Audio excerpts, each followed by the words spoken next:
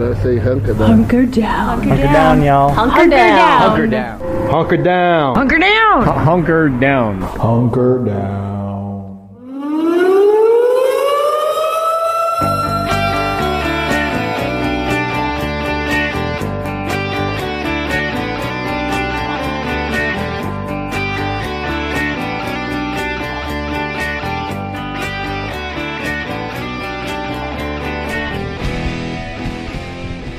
First. So, do I talk first? You talk first. I've done it several times now. Can we talk first? I'll talk first. Allie will talk first. Allie's going to be the host. Okay. Well, welcome everyone to episode 14. 14 of the Hunker Down cast. There have been 14 Hunkers Down cast so far. A podcast about nothing. Yeah. News you can't use. Right? Yeah. Okay.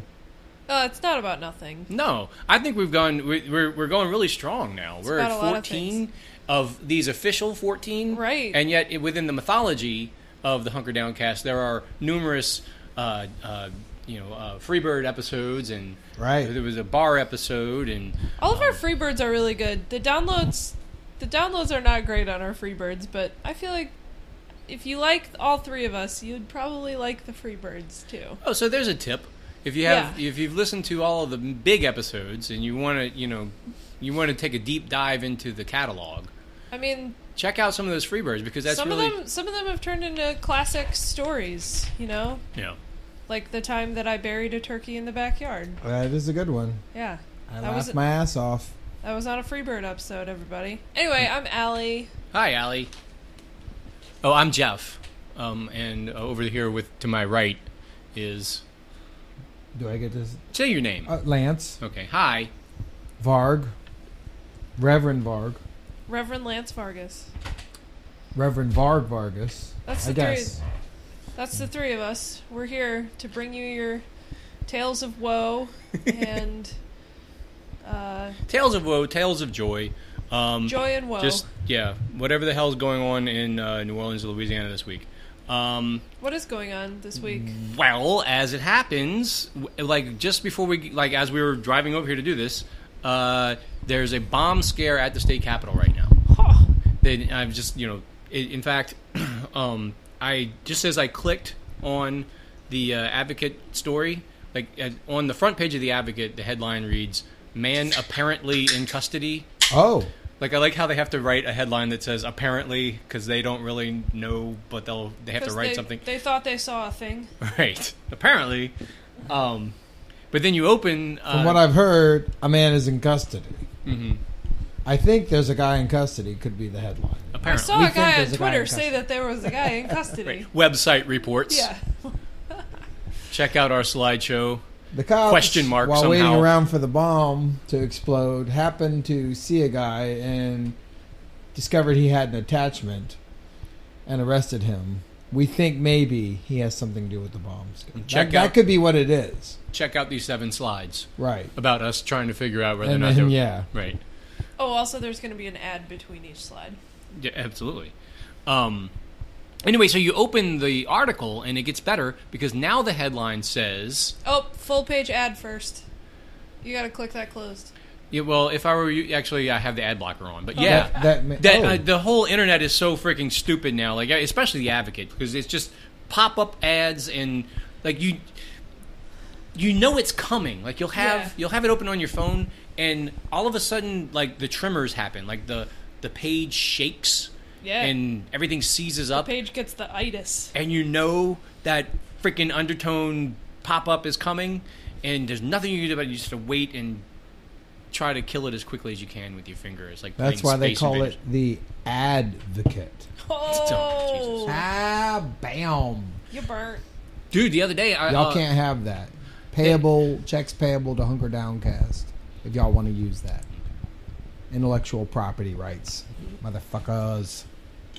I'll come back to that later. I have an Advocate. The bomb scare or the Advocate, but the bomb scare we don't know anything about. Well, so I open the article, and it's after the pop-up ad. It says the headline is now "Man having visions from God says bombs in Louisiana state capitol."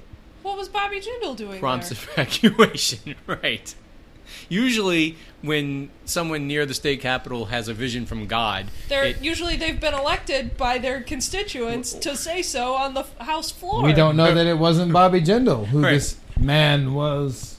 It usually maybe it was him. It usually means pending legislation, some kind of, or someone is running for president next week. So was he trying to save everybody? He got the vision from God that there was a bomb in there, and he wanted to save everybody. Yeah. So no, probably not, though, right? So no, this isn't a John Irving novel. You eventually, when you hear visions from God, you immediately think he wants to kill everybody, but every now and then, maybe God's trying to save everybody. It says, is that not what it is? It says they arrested this dude? A male caller told the Baton Rouge Police Department that he's, quote, having visions from God that bombs are being placed in the state capitol, said Baton Rouge Police Corporal he's stepping up. McNeely. This guy's getting visions, and he's trying to save everybody. He's a good guy. So that's, yeah. It's not necessarily a bomb threat. It's a bomb he warned revelation. Right. It's this guy has a vision from God. They arrest him. Bobby Jindal has a vision from God. The whole and state he has to tell his kids about it using a closed-circuit camera in a tree. Not only that, but when Bobby Jindal and or several legislators get visions from God that they think are actionable, it ends up being like nobody can have an abortion in Louisiana anymore, or everybody has to get drug tested for food stamps now. Like real world shit happens to people.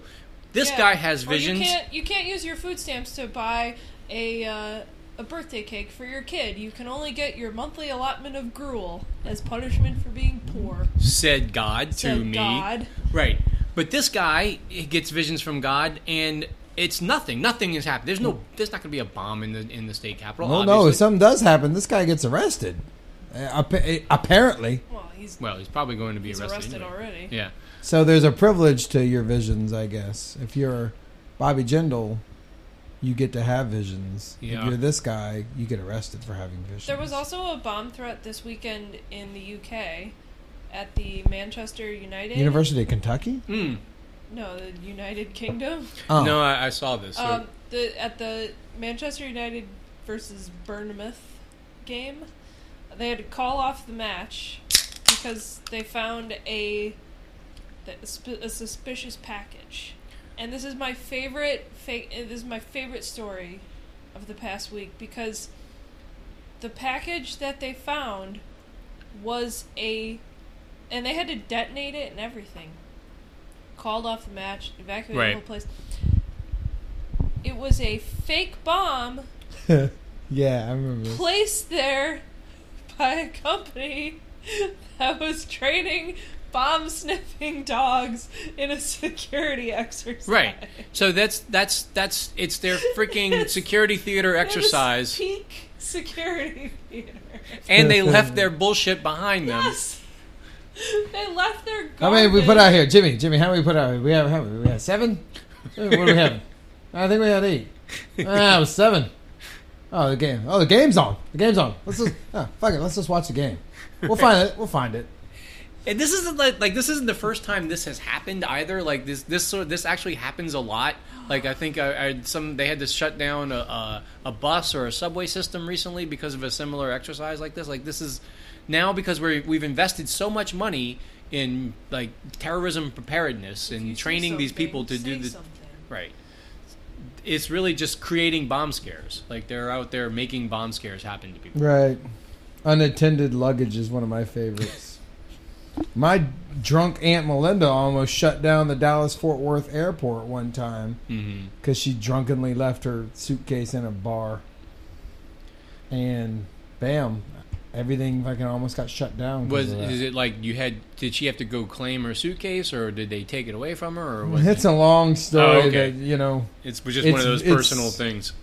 It's Mari family lore at this point. Okay. But it's just another drunk Aunt Melinda story, basically. I don't have time to get into it right now, but that's how serious it is. Like you get like shit like that shuts down things all the time. Yeah. For a while, I think last year or the year before, it just seemed like every other week in New Orleans there was a suspicious package somewhere. You got to err on the side of caution. Yeah, you do. The Hurt Roomba was finding those things all over downtown. That's right. So they have a bomb robot The NOPD has a bomb robot because everybody has one. I did now. not know this. And they whenever they find a suspicious package, they have to shut down the street. I did see him in action. And they get on out Canal their Street little robot. like 5 years ago, I think.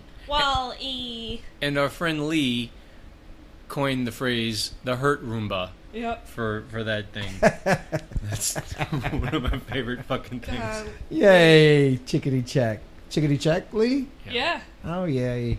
She listens. Yeah. We can shout out to her. And anyway. Noah, too, if he's listening. And both of them. So, if you're calling in a bomb threat to the state capitol, I think where we've erred here is that he did not use the Blaze Pink phone. Because I think if you use the correct color phone, it's okay to do that shit, right? But who's on the other end of the Blaze Pink phone? The Duck Dynasty guys. Oh, okay. They're there. They just pick it up and... I would like to know if Tim and them or the algorithm machine of the universe could put this together for us. Maybe Bradley Warshauer. How many bomb threats have been called in where there was actually a fucking bomb there? Okay. Like what is the... What is the percentage of bomb threats where there wasn't a bomb as opposed to bomb threats and there actually was a bomb in there? We need outside of Die Hard like movies. a Vox-style chart of bullshit to bomb ratios. John Boy or Bradley can put it together. I don't know. Let's just make it happen. I'm an ideas man. I think it's pretty easy to determine that, though. Like, I mean... There's probably never been one. Or very few. A 0.1%. The ones that are actually bombs are nobody calls those in. They just blow up. Like, why would you put a fucking bomb there and then tell people there's a bomb there? Right. You got to know it's probably going to be a fake bomb. If you hear about it from someone in advance, that's probably bullshit. Right. You're trying to blow up Mardi Gras. You're not going to call somebody and say, "I'm about to blow up Mardi Gras." It's dumb. If you intend to do it, that's how you get caught. Right. You put that bomb in the garbage can, unless it's a L'Oreal garbage can, in which case you're cool. Yeah, they're bomb-proof. They're bomb-proof. Actually, I think those were the Nagin cans that were the bomb-proof cans. Oh. I think there were several repurchases of garbage cans that... There's a racket. Yeah. Some brother-in-law has that garbage can fucking thing. No, I remember those Landrew solar-powered ones that like have compactors, they are getting their asses kicked out there. All the money. They're not even gutter punk proof. All the money's in garbage. Like, if you can find some way to... That's where the shady shit is? It's all in garbage. Don't say too much more. You're going to get whacked. That's where Fred Hebe makes all his money. And parking lots. Garbage and parking lots. That's it. I remember the Nagin garbage can replacement. They were supposed to be bomb-proof. And then a couple years later, they had to get rid of all those again. And towards the end, they asked Nagin about it. And Nagin was already in his, like... I don't even know phase. Yeah, when he went rogue. and he said about the garbage cans, "Oh, that's a Charles Rice special right there." Like, he's talking about Charles Rice, who was a CAO at one time. But like, it's some other guy I hired did that. Whatever, those guys. I don't even know what the fuck's going on anymore, y'all. God damn it. I'm a cold guy. I miss that. I miss Ray Nagin so much. At the end, man. It was just the dude was just totally checked out there. That was great. Man, I'm telling you, Garland, I'm pissed. He was, yeah, you're right. Anyway, what's going on? We're off track. Let's hit our list. We're way off track. Because we're in Baton Rouge, let's go ahead and talk about the state legislature this week, because they're almost towards the end of the session. Remember, they had the special session to start the year because they were in budget crisis mode. That didn't go so well. They didn't really solve the budget crisis. Then they have to have the regular session where they come in and do some things regarding the budget, but they can't raise revenue during the regular session this year because it's an even numbered year. Because God told them they can't. God said that there's a bomb and they can't raise revenue right now. So after this ends, we anticipate there being a third session, a second special session to start in June. So this is like your Louisiana legislature triple feature. We're working our way through, and we're almost through Act 2 of it right now. Oh, man. Isn't this exciting? Like, this is like the best part. But we had a major. Well, Act 1 is the introduction. Act 2 is the build-up. Act 3 is where somebody dies, and then there's the denouement, right? Yeah, there is. Okay. But instead of the death scene, we had the bomb. People die during the denouement too. I think everybody dies during that. Yeah. Like in Hamlet, is what you're saying. That is the most famous example. At the end, everybody's going to be dead, and big body count in that one. Yeah. Suddenly, Fortinbras walks in and says, "Hello, I'm." Yeah. At the end, rolls right in. At the end of the year, we'll all be Norway. Is basically what's going to happen. Because something's rotten in the state of Louisiana. Well, certainly, there always is. Anyway, so what did they do this week? The House finished up its work on House Bill number 1, which is the budget. Yeah, the big one. The big one. And the drama there had to do with whether or not they were going to fund because Cameron Henry and Taylor Barras and the Republicans took over the House, they can fuck with everybody else regarding the budget, and instead of knowing that they have to make some cuts and move things around just to get themselves through this part of the job before they go back into raising revenue next month, they decided to make this play for TOPS, which is the scholarship program through which we kind of backwards ass fund most of higher education in Louisiana through this direct payment scholarship program. Okay. The Republicans decided they were going to make the whole issue about TOPS versus funding the hospitals, like just all of the. It was one or the other, right? Sick people or kids. Right. We're going to save TOPS by taking all of the money out of the indigent hospital fund. Okay. So sorry, kids I'm drinking over while 6 I'm doing people. This. Yeah. So over 6 people. That wasn't. So that became a big fight, and after everybody throwing up their hands about it, they eventually got talked out of that. But Democrats and Republicans were throwing up their hands? Well, it was just a big fight. What the problem? They throw their hands up in the air sometimes. Yeah.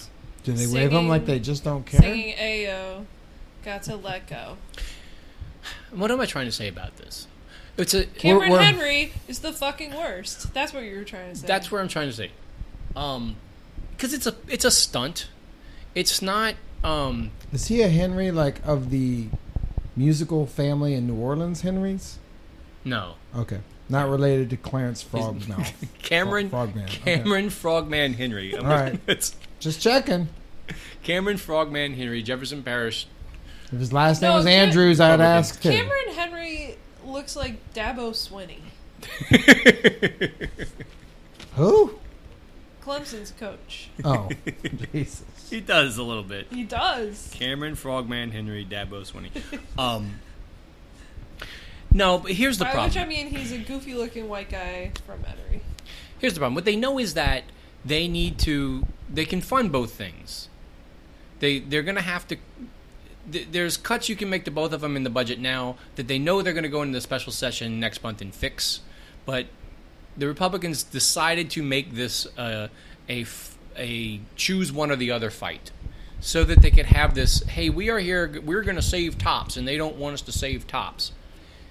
Which triggers a lot of our friends, like Lamar White wrote a long article about how he believes that they are choosing to, provide wealthy white constituents who benefit from TOPS an entitlement at the expense of poor people who benefit from the hospital money.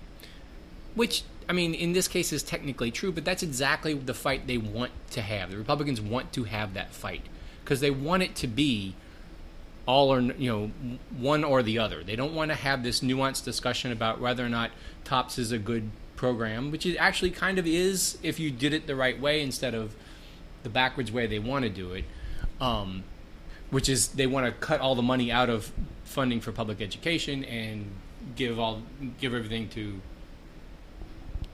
scholarship recipients.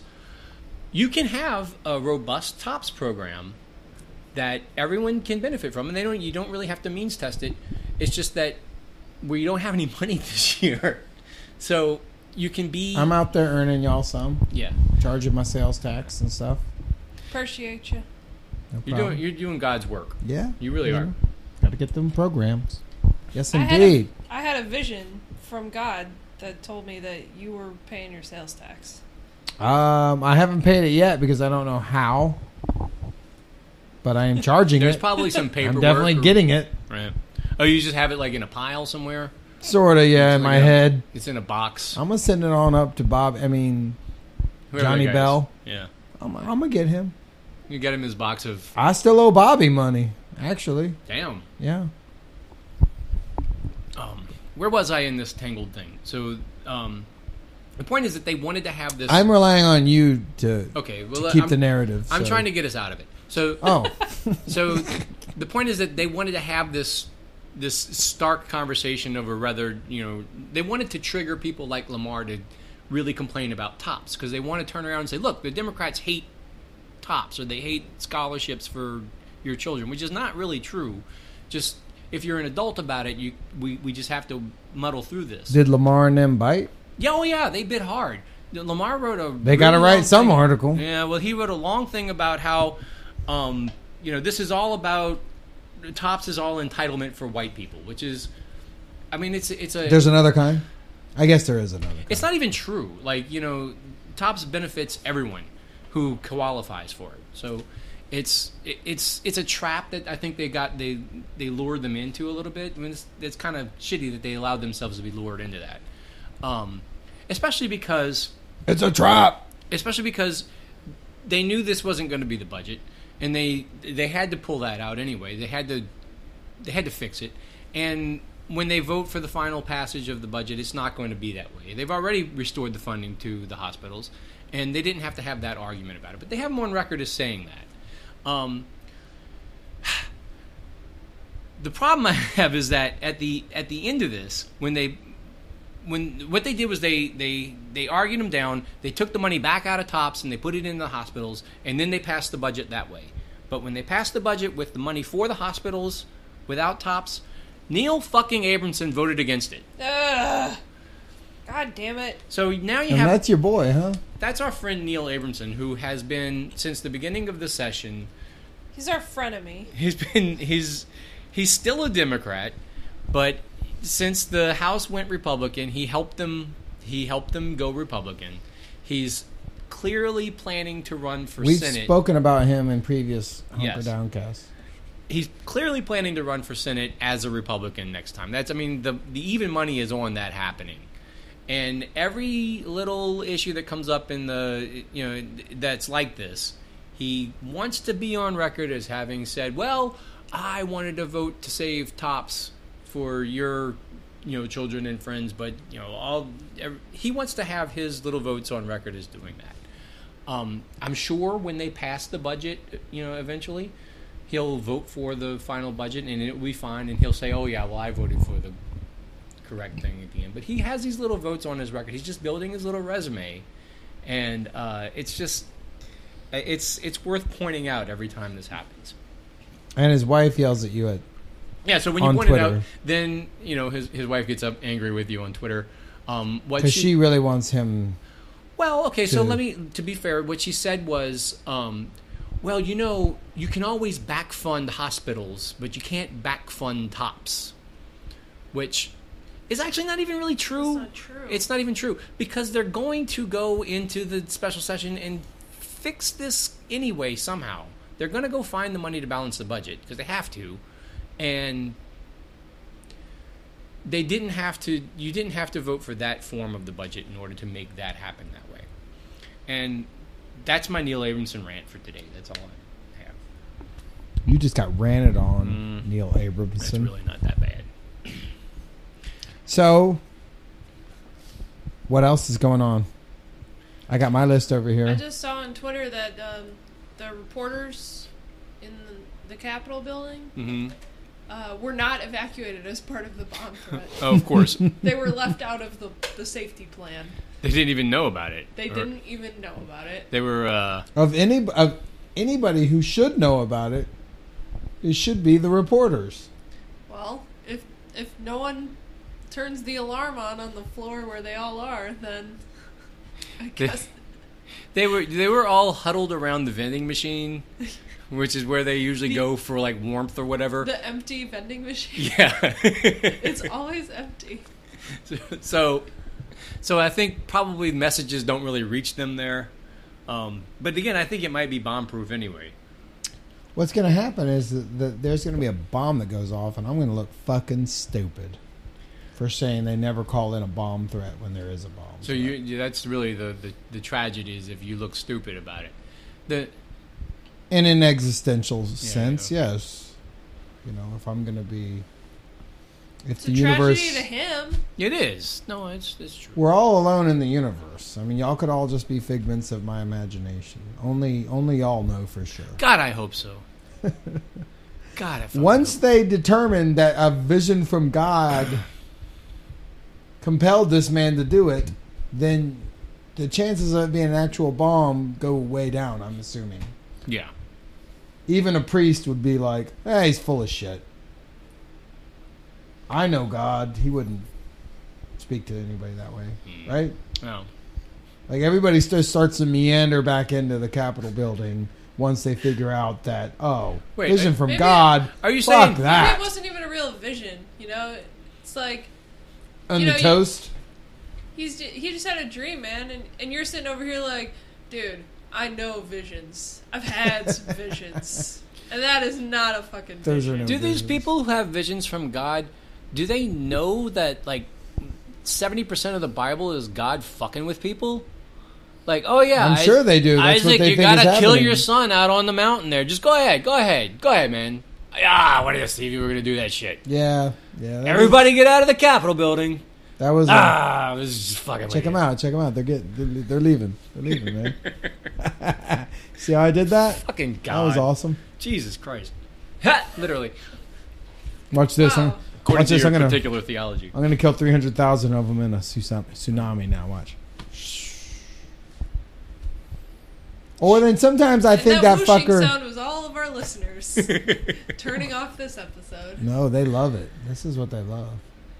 Should we take a break and then come back and do? No. Let's hammer through a couple more. Next thing on your list, there. Couple more. I thought listeners, I tried. We merged our lists. Okay. So the listeners' names are Tim and them. Allie, it's not listeners. Or it could be Lee and them. Don't lecture me. All right, I'm gonna get you next time you lecture me. It's gonna happen. Okay. Fine. So bomb threat, budget. Yeah. The other thing I have up here is the. There's the Purge today. Oh yeah. So isn't that the name of a movie also where people can just commit any crimes they want? Yes. Okay. I was wondering that. That's kind of how the legislature works anyway. Okay. Like every who got session, purged? Every session of the and legislature who called has it been purged. that? Jeff did. Yeah. This is your original phrase? The purge? Well, I think it was Stalin's original phrase. But... Purge of the Republicans. No. Yeah, well, yes, actually. So a couple of the Jefferson Parish Republicans who are at odds with the Henry Barras Brigade or announced today that they're leaving. I guess at the end of the session. No, at the end of July. They were Joe Lapinto and Bryan Adams, who are. I got my first real six string. But that's bought it at the 5 and dime. Legislated until my fingers bled. Now go ahead. No, it's just it was the summer of '69. No, I'm kidding. Go ahead, bro. So me and some guys. This is like that thing where you're like in the car, your friend's trying to get in, and you're like, "No, I'm kidding." Tried real hard. I'm kidding, bro. Go ahead. You know, I'm serious. Get in now. Get in. Go ahead, bro. No, that's fine. Yeah, they're getting out.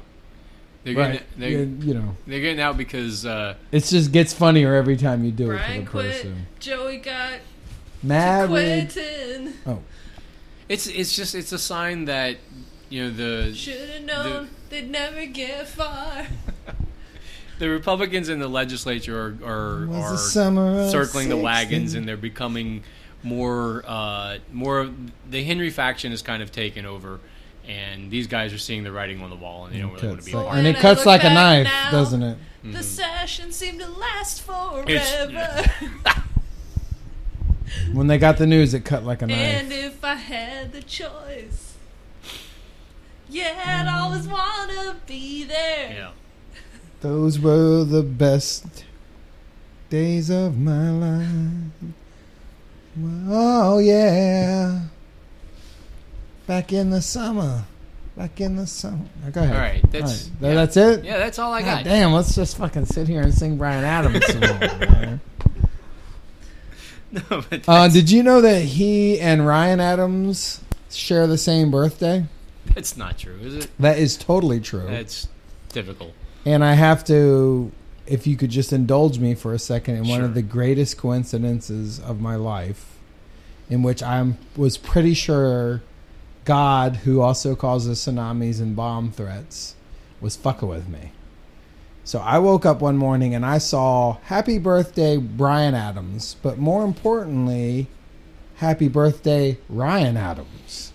And I saw that and I thought, fuck no. I know this kid Ryan Adams, who's trying to be a legit singer-songwriter, has been dogged out his entire life for having a very similar name to Bryan Adams.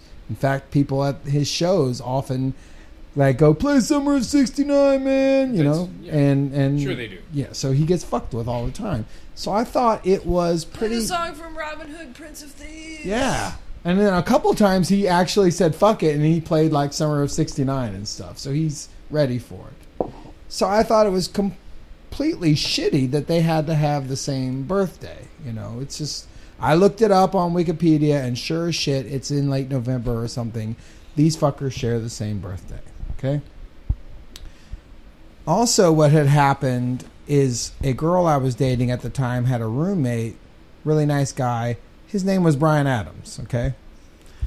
We fucked with him a little bit about it, but not too much, because you don't really want to fuck with somebody about that too much, because they've heard it their entire life. It's like guys whose names are Michael Jackson Right. or Ronald McDonald, Sure, or shit like that. Parents of America. You're not going to say anything that this guy has not heard probably 100 times. Right. So just don't do it, right?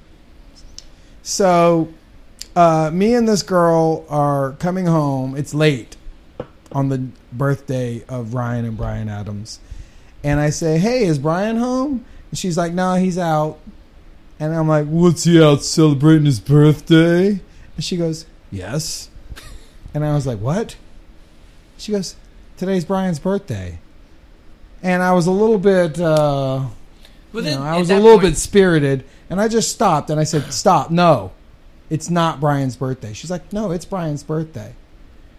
Apparently, Bryan Adams that I know, same birthday as Bryan Adams singer and Ryan Adams singer-songwriter. Yeah, and I shed a tear. I sat there and shed a tear because of the coincidence, because the universe delivered unto me. It's fucking with you. Right. That's a vision it's from like God. Right. Like, yes, maybe causing a tsunami, killing 300,000 people. Also, taking the time to fuck with little old Lance Vargas via Bryan Adams. Yep. So Bryan Adams, that's where we landed there. Do you want Republican purge? Do you want to go into the celebrity news that we had lined up, or do let's keep doing this. Do you want to do the? I'm suddenly feeling it. Yeah, you feeling it? Allie needs a break. She's texting or something. No, I'm looking up Bryan Adams. Everything I do. Yes, because I was gonna tell you guys another story about Bryan Adams. Let's go. I like where this is going. When I lived in India, Bryan Adams is inexplicably super, super, super popular in India, and like Lionel Richie in Libya. Same shit. Sure, yeah. So this was over 10 years ago, but back then, every internet cafe I went to, all over the country, played the same 4 songs. Just 4 songs on repeat over and over and over again. And it was Desert Rose by Sting. Oh. Hotel California. The Titanic theme song. Ooh. And Everything I Do by Bryan Adams. Over and over and over again. Every internet cafe in the country. It was like it was a conspiracy. Yeah, what's up with that? I don't know, man. They're probably still playing them. Can Tim and them possibly look that up for us? I don't know why, Desert Rose was so stupidly popular. I mean, that's the only one I don't know. You do. If I heard it, I'd know. She dreamed of lay. It's like the worst song ever. I can't even sing it. When Sting had utterly pop cheesed out. Right? I mean, this was I can't even explain it. They're all kind of the same song. They're very ballady. So what are you looking up? Go ahead and move on to Wendell Pierce punching a chick. So do you want to do that, or do you want to do your? Do you want to do your Chris French Roberts fries? and the Plastic Surgeon, or do you want to skip that stuff, or you want to go right into French fries and Wendell Pierce? Well, about the Plastic Surgeon and the brother of the Jefferson Parish president. Yeah, let's do that. All I'm saying is it was quite a week for child pornographers. It was huge. Local child pornographers. Right. They got indicted within a week of each other, huh? Right. And it just goes to show you, no matter how high you get up on that echelon, everyone's still a shady motherfucker, or some of us are. I'm sorry. Did we just slander Chris Roberts? I think we just did. Well, we're talking about Chris Young, John Young's brother. Who's Chris Roberts? He's a different politician. He's on the Jefferson Parish Council. Yeah, so not you, Chris Roberts. You, I. It's hard to tell all these Jefferson Parish clowns apart. So I mean, obviously this happens, but so John Young's brother, Chris Roberts, was caught with some sort of Young's brother, Chris Young. See, I'm doing it. Listen to me. The only reason why I bring this up, only reason why we should talk about it is because I want it on record to whoever the gods are up there or whoever the overlords are, that when I was researching these stories earlier, I accidentally just put child pornography, not anything else, just child pornography into Google, and as soon as I hit return, I was like, fuck, oh! So I just want everyone up there who's watching NSA or whomever to know that I was researching an article, which that sounds fucking like you were going to get the worst ads. It sounds like an excuse, too. Now. I was researching a role. That was that old... Who did that? Pete Townsend? Probably. Oh. I'm fucked. Does this happen to you guys on the internet where you, look up something, you're just internet browsing for, furniture or clothes or whatever? Disco balls. And then it just follows you around. You see it, pictures of it all over. That's what's going to happen to you now, man. You're going to get, the grossest targeted ads. Lolita, DVDs. Yeah, lots of Nabokov is in your future. The thing about those ads that kind of pisses me off is that there's not a little thing in there that says, hey, he bought it. I was looking up tires online one time, and I bought them. No rims. I don't know. Disco balls. Something. I bought the motherfuckers. And then for another 6 weeks, the internet was still convinced that I somehow needed these fucking things. And I was like, no, I got them. Let them know I don't need them anymore. There was an article just the other day about the chilling effect that people's knowledge of that sort of thing, like targeted ads, but also NSA surveillance, has on just your willingness to research things on the internet. I just pulled it up. It's on The Intercept. It says, new study shows mass surveillance breeds meekness and fear and self-censorship. It's a study from Oxford's John Penny provides empirical evidence for a key argument long made by privacy advocates that the mere existence of a surveillance state breeds fear and conformity and stifles free expression. Reporting on the study, the Washington Post that morning described it as, if we think that authorities are watching our online actions, we might stop visiting certain websites or not say certain things just to avoid seeming suspicious, which is exactly what you're talking about. I've done that before, yeah. Yeah, totally. So, and this is... I stop and I pause like, Damn, George Orwell predicted all of this shit. A few years ago... It doesn't stop me very often, though. No, but good. And I think that's kind of the thing. Maybe the way to do it is just let's search for the dirtiest shit we can think of. And just, What I'm convinced is at some point in the future, there's going to be a great revelation. There's going to be a great hack in which everybody's personal information, including their Google searches, all their downloads, all that shit is just going to be exposed, databased, and all our friends can see what we've been doing. I'm sure this is going to happen. And... I don't know. I just want to say, hey, I was a fucked up motherfucker. I'm sorry, man. I'm sorry. I'm not. I won't look. I'm sure y'all ain't looking for the news. Yeah, I was researching a role. All right. A few years ago, when the American Library Association conference was in New Orleans, their keynote speaker was Dan Savage, and the whole point of his speech there was about, how he was growing up.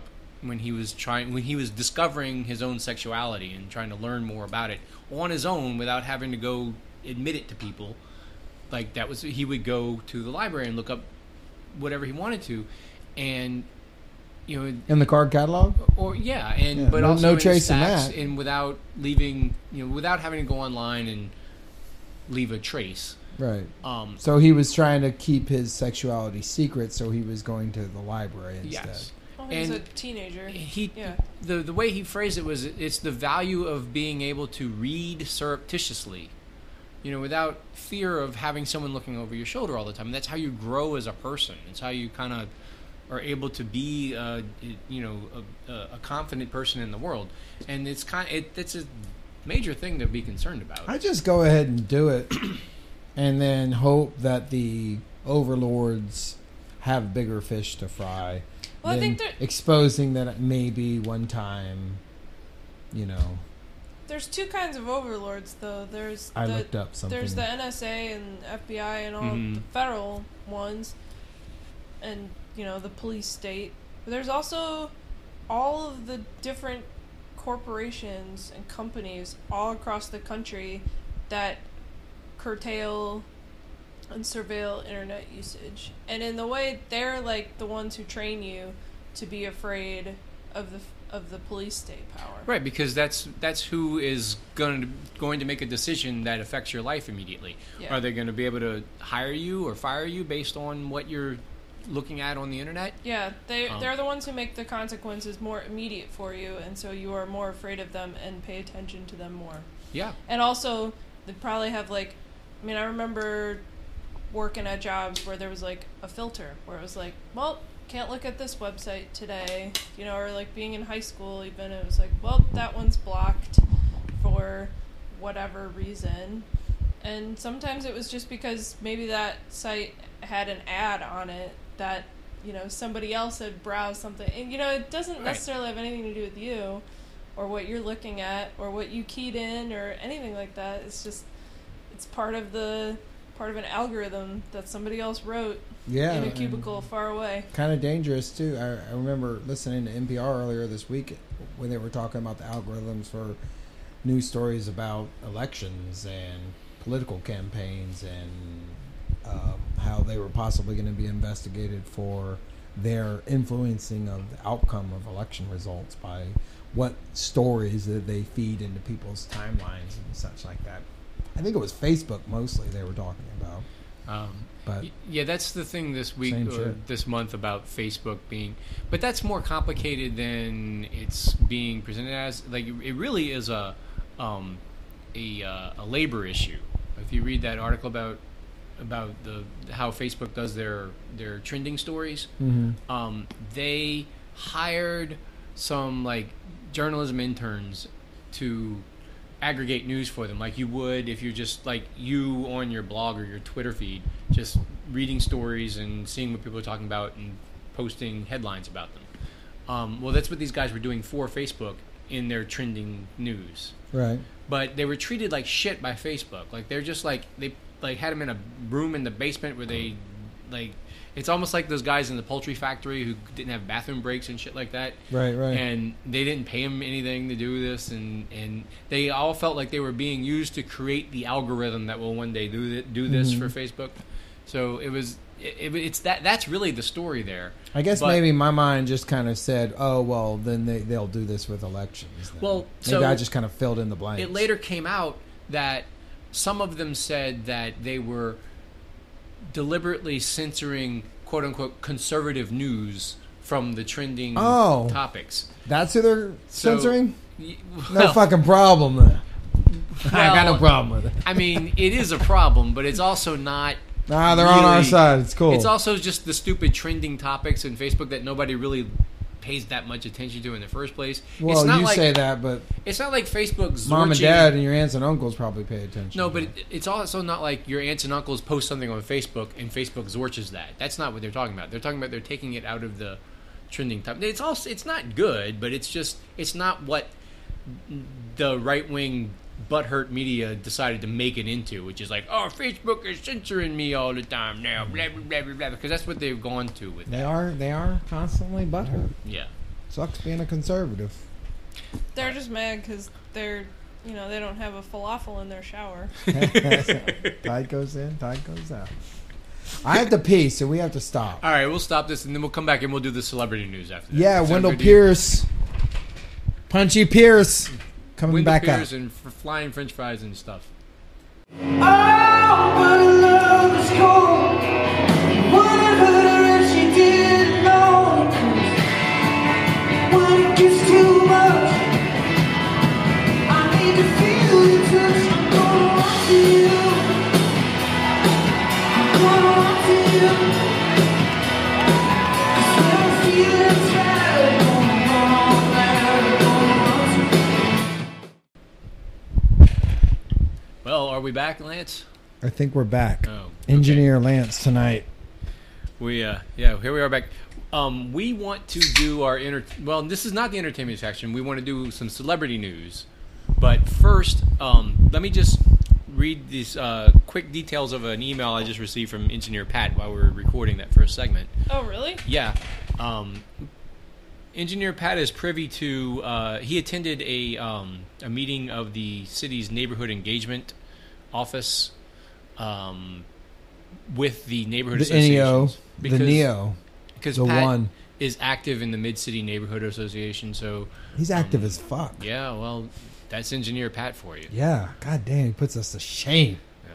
Every day of my life, I'm shamed by It's Engineer true. Pat. Picks up garbage. That's right. Fuck. Y'all, I don't even want to hear it. Anyway, Sorry. Sorry, just real quick. This was a meeting they had on the timeline for considering the action on the short-term rental issue, which is coming up over the summer. That is going to be the fun thing for everybody to go and scream at City Council about.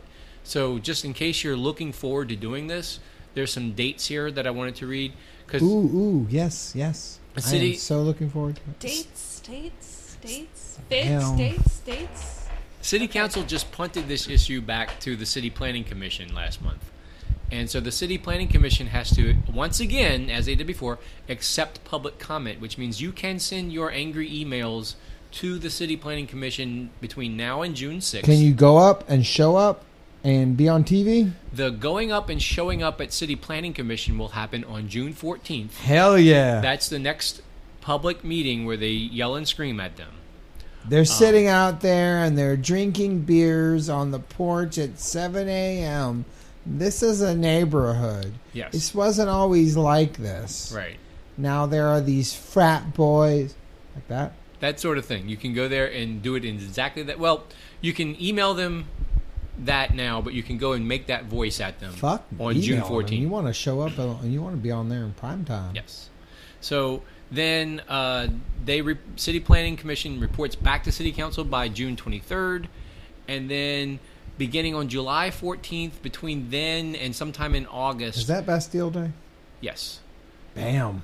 So we can go and rush the City Council. If you're feeling revolutionary about short-term rentals, but if you're blow up an Airbnb that day. Yeah. So the gist of this is if you're looking for the time, the public meeting to yell at City Planning Commission, it's June 14th. Breaking news. And then if you're looking for the day on the news when get uploaded tomorrow, maybe posted 3 days from now after it's already in the paper. Right. Go ahead, Jeff. If you look, but this is proof we had it first. If you're looking for the day when everybody goes to city council and loses their shit, that can happen anytime after July 14th. In between that and like sometime in August. That's what this looks like to me. So I'm gonna send my comments to Meg Lestat and let her go and do it. That sounds like a great idea. That's breaking news. They from park in Pat. people's front yards. They destroy neighborhoods. They talk about local music in a way that is very trite and stupid. They talk about local music. They Nola splain us. Oh God, does that ever happen? Yeah, God. Yeah. You know what boudin is? Like, yeah, motherfucker. I know what blood sausage is. You ever ate it at a goddamn off the interstate at a gas station? Well, boudin isn't necessarily blood sausage. I read there was an article on one of the news sites today. It was either NOLA.com or The Advocate. It's probably NOLA.com. But it was about a new app that you can use to like hype your own authenticity tour of New Orleans. Oh, so great. it's like Airbnb but for tour guides. So you can rope tourists into taking your personal tour of the city in any way that you I've design. always wanted to do that. So you can make up shit if you want. Damn it, that's another fucking racket gone. Mm-hmm. Like, I made out with a bartender there. Yep. I pooped my pants there. Pretty sure I puked in the bar closet over there. No, this is the new burgeoning thing now. You can start doing this. I need to get on that shit. Yeah, okay. I puked on that couch in DBA. I'll just make shit up. Yeah, that's the point. That's probably what happens. No, that's what we hope. I wonder what Chris Rose's tour would be like. That's what we hope is going to. That's probably the leading the charge. Chris Rose. By the way, Chris Rose is a tour guide now. I know. I think I was sitting across from my new Galleria 901 Charters, which is across from Harry's Bar. Dirty Boys. Bar, the Dirty Boys. I'm pretty sure I was sitting there watching him like freak out on the phone. Chris Rose had a freak out on the phone in front of the gallery. I think so. Although the guy, this is going to sound sad, but I'm not sure it was him because the guy I saw I didn't think was as cracked out looking as him. So he was a little bit more cleaned up. If it was him, he's starting to get his shit together. But I don't know. I saw that picture that he put of his tour guide ID up on Facebook. I know. That was pretty scary. Even Poochie was like, God damn, Jeff. That was a mean tweet. Oh, I mean, the guy, I guess... You could have been on the local version of Jimmy Kimmel with that one. That's really where I'm going. It was funny as fuck. Don't get me wrong. I That's laughed. really what we aspire I LOL'd. to here at the Hunker Downcast. We really want to be the local version of Jimmy Kimmel. That's really... I think that's when we sat down to do this. We thought... How Jimmy can we be Kimmel more or like Jimmy Kimmel? Yeah, right. Well, what did he do this week, Jeff? Chris Rose. He said something about so our friend Chris Rose, the origins of the Hunker Downcast, right? Our frenemy, Chris Rose. He's sort of back in the news this week. Not really. He actually recycled some bullshit from like 3 or 4 years ago. To be honest with you, it's like it's if you remember that far back in the past, like maybe 3 years ago, Michael Patrick Welch, who is another sometimes friend of ours, but who can be a kind of a pain in the ass. Yeah, like a lot of friends of ours can be. Yeah. He looked into the controversy over bars being allowed to issue Go Cups to people as they're leaving, and Michael's article kind of scared up a lot of people about it, when it turned out to kind of be nothing, although it's a little bit of something if you really look at the way... It was really more an article about the dynamics between neighborhood organizations and the Alcohol and Beverage Control Board and the sorts of neighborhood agreements they sometimes impose on bars and businesses that sometimes stipulate that you have to either, limit the number of Go Cups you give out, or at least put your logo on them so that you can be identified. It sounds reasonable to me. It's somewhat reasonable. Now, it can be interpreted to mean that they're using Go Cups and litter as a pretense to close down bars, which or at least regulate bars from their dumbass customers. Yeah, that can be the who case are being too. Douchebags and fucking up the neighborhood. I tend to be more liberal towards allowing neighborhood bars to operate. And yeah, some I people see your are. point there. I should also be. I'm just presenting a different point. No, I know, but we're talking about. I would never be on record as saying I want to limit a bar. That goes against my core value. Of course it does. Of course it does. But that's where the discussion is, and that's why this is even an issue in the first place. Now, when Michael wrote about it, it tended to. I think he emphasized it and wrote it in a way to say that Go Cups are under threat as a cultural institution, and that spurred a controversy. And again, remember, this was in 2012. Yeah, it had to be maybe. Yeah, you're right. It's incendiary. Yeah. So that controversy came and went, and we talked our way through it. We still have Go Cups, and things are okay. Lo and behold, 4 years later, we're doing fine. So this week, Go Cups have survived the smoking ban. They've survived Airbnb. They're pretty resilient, as it turns out. They sure as fuck are. Yeah. There's some resilient fucking things. So we're fine. Your Go Cup, nobody is coming to pry your Go Cups from your cold dead fingers or whatever the fuck. So anyway, so that we had thought that issue had been kind of put to bed until this week. Or last week, Chris Rose wrote an article for one of these shit websites that just exist as Rouse's magazines or quarterly, or whatever they are. It was myneworleans.com. It was myneworleans.com. Zatarain's bi-weekly. And I was like, newsletter. Here's our shitty Pat O'Brien's email blast. It's like everything. Isn't he writing for them? Funneling CVB money to freelancers to write the Dat Dog Quarterly, write loosely veiled ads for things. This is exactly what these fucking things are. They're just the Manchu. It's like if you could fart ad money. That's what these websites Manchu's produce. Posting That's what they are. On his bulletin board. Doesn't Manchu pay him to write articles for their bulletin board? It's not nearly as prestigious as the Pepperoni Ray's social network. Just letting you know. Anyway, so Chris Rose writes an article for this outfit that just rehashes everything that Michael created with that controversy 4 years ago. Meaning, Rose literally just... I have to write a hack piece, and let's go see what people in New Orleans might be talking about today. And it turns out he comes up with this fake controversy from 4 years ago and throws that out there. He could have talked about the sinkhole. He could have talked about any number of things that weren't 4 years old. But it gets out there. It gets on because people fucking follow Chris Rose on Facebook.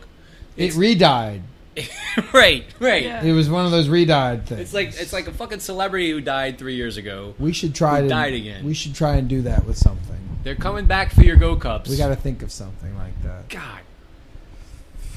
Maybe we can have a re-release of a popular saint. Let's say Colston got released again. No, that happened, dude. That totally happened. A couple months ago, somebody found the article where Marcus Colston re-signed from last year and put that out there, and everybody for a second he's back. Oh my god, good move. So that's already been done. Fuck.